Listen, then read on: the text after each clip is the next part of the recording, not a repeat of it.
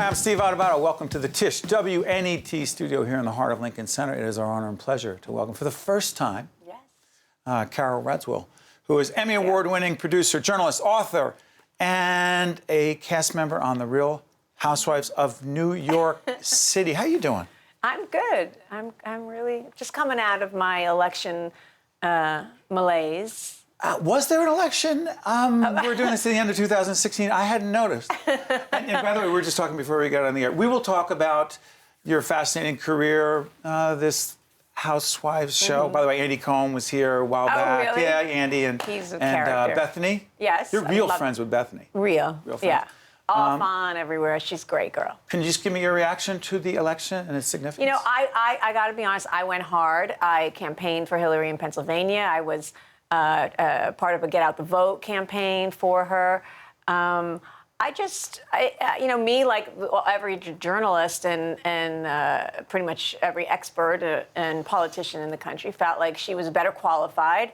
And I was stunned. And I'm just coming out of it. I think, and in the end, it wasn't really a Democrat-Republican thing for me. It was an American thing. I just felt like, I almost kind of got the feeling that he was campaigning for something that he didn't really want or understand, and that kind of scared me. He's our president now.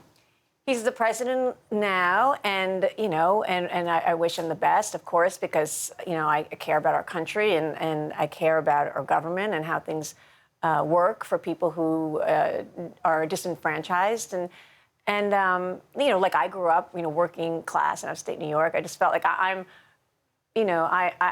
invested in this country in a way that I feel proud of, and I just felt like he wasn't the guy that I could look up to and say, you know, I'm proud to call him president, but he is, and I wish him the best, and I'm going to, and a lot of people are going to keep him on his toes. Okay. You are a serious journalist at the core, and people may not pick that up from, because you don't talk about this a lot on The Housewives, but you know, going back, your background. Yeah. So are you 19 or 20-ish when you come to New York City? And when do you hook up across, we're literally, our WNET studio. Can I just tell you? Go ahead.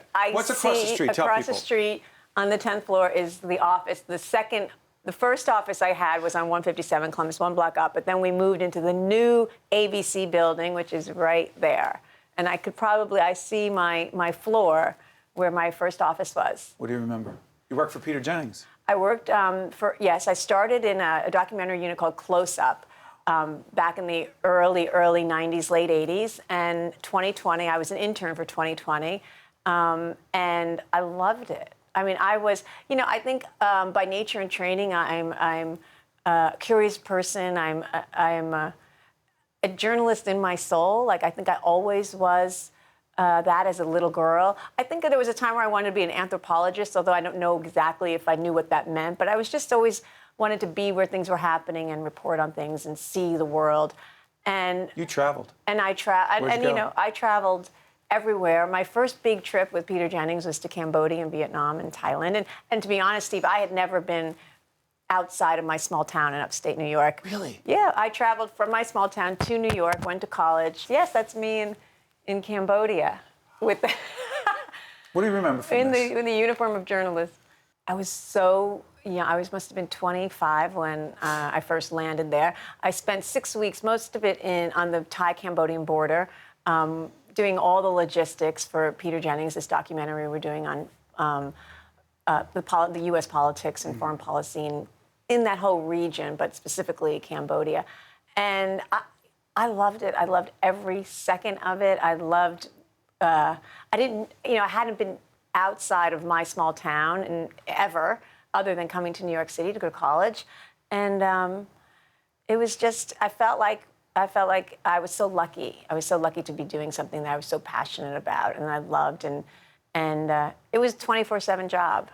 You loved it. Yeah. And you met your future husband at ABC. Yes, I met Anthony at ABC. He was working at Primetime Live, and I was at Peter Jennings reporting. And sometimes we get loaned out, and I was loaned out to Primetime Live to do an hour special on the Menendez brothers. Remember those two brothers? Those two. Murdered their parents. That's right.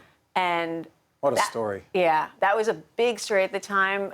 Primetime did the first 1 hour before the trial, before anyone knew who these kids were. And there were like 20 of us, you know, PAs and APs, all out the Four Seasons Hotel in LA. And it's the first time I'd been to LA even.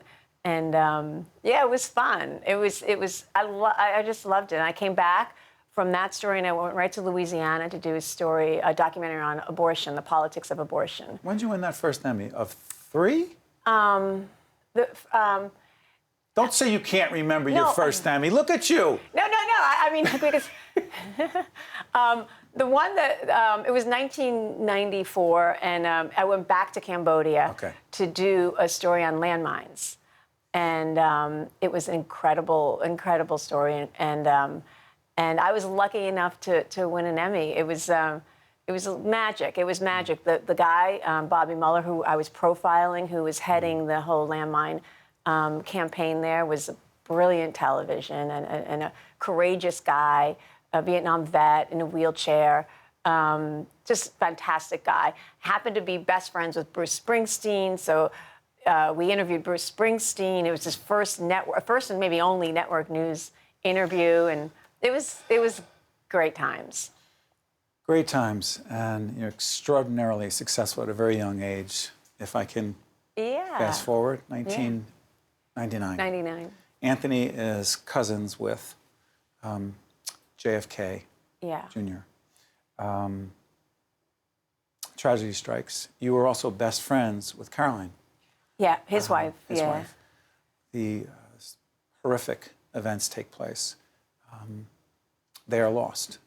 That accident.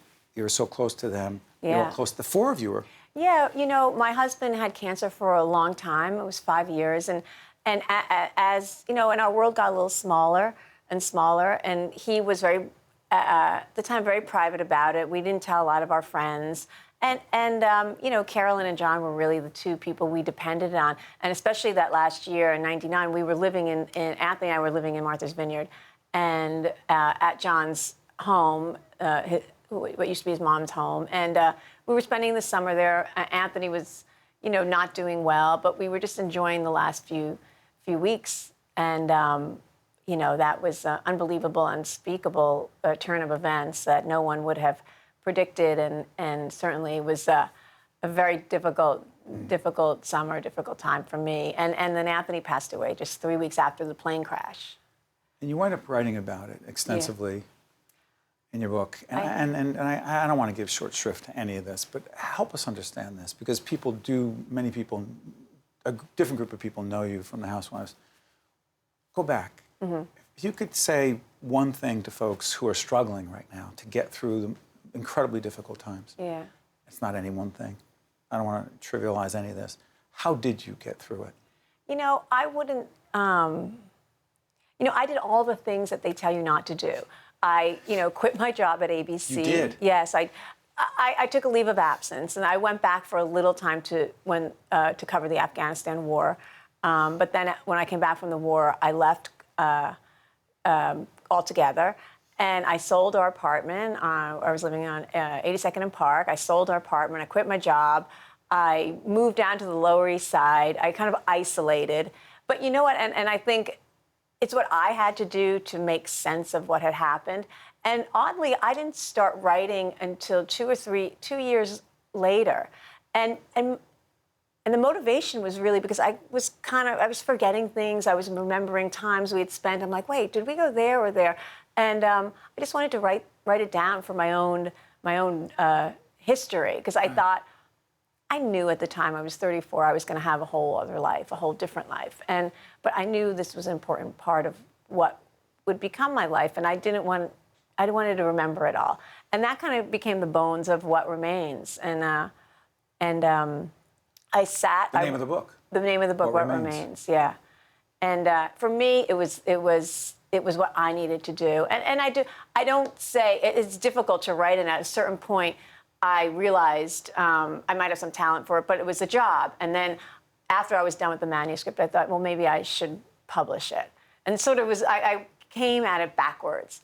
But I'm glad I did, because it's just like a story. Once it was published, it was like out there, and it wasn't only my story in my head. It was everyone's story, and I still, people still come up to me in the street and say, I loved your story. I identified with this piece of it, whether it was growing up in, upstate New York, or moving to the big city and being a career girl.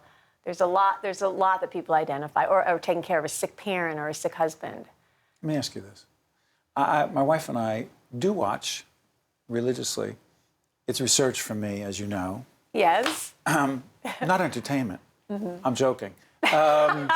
So, you make the decision. Yeah. What year to join the cast of Real Housewives?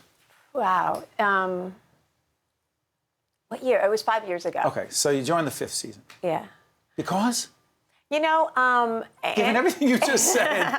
You know what? I'll tell you something. I know it seemed counterintuitive at the time, and still I sometimes think it is, but I had a really serious early part of my life. I was not having fun and going to clubs and being crazy and messy in my 20s and 30s. I was a very serious young girl doing serious work, and I loved it. And I just thought, when Andy Cohen approached me, I thought, I just thought it was the silliest thing I had ever heard. But the more I thought about it, partly because I was a journalist, the more interested I became in it. And I just thought it was a nice balance to the seriousness that was so much part of my earlier life. And as you know, as a journalist, we're always curious about whether it's pop culture, politics, war. There was a certain curiosity there. And I got to be honest, I was curious about reality shows I had never watched. And here I am. So I have to ask you this. Yeah. When you join, are you saying to yourself, as Herbert Gans used to say, I'm a participant, observer, an ethnographer, if you will? But you had to be in it. Yeah. You're in these ridiculous arguments with these other talented, but very different women. Are you really that removed? Or you're in? I made a promise to myself that I would not do anything on television on the show that I wouldn't do in my real life. And maybe that doesn't... I really have. I really have. It might not make for the most riveting scenes, but I kept that promise to myself. And I feel like you can't, and for me, you can't be both on the show and above the show. So I know people think, oh, she's observing or writing about it. And maybe, yes, someday in the future, I will write something about my experience in reality television. But when I'm there, I'm in it. And all in? I'm all in. And I'm trying to really navigate friendships with women who are very different backgrounds, very different personalities. And sometimes I run into difficulties. And, other times, I've met, really wonderful women. And Bethany Frankel is a great friend. Heather Thompson, who was on 2 seasons She was here as well. Me. She's a fantastic woman and a great friend still. So successful business person as well. Yes. Yes. No regrets about this? I don't have regrets about it. I think when I'm 80 and I look back at my life and I'll think, well, if this is the silliest thing I've ever done, I'm okay with that. You've led so far a fascinating life. Well, I try to keep it interesting. You love this city, don't you?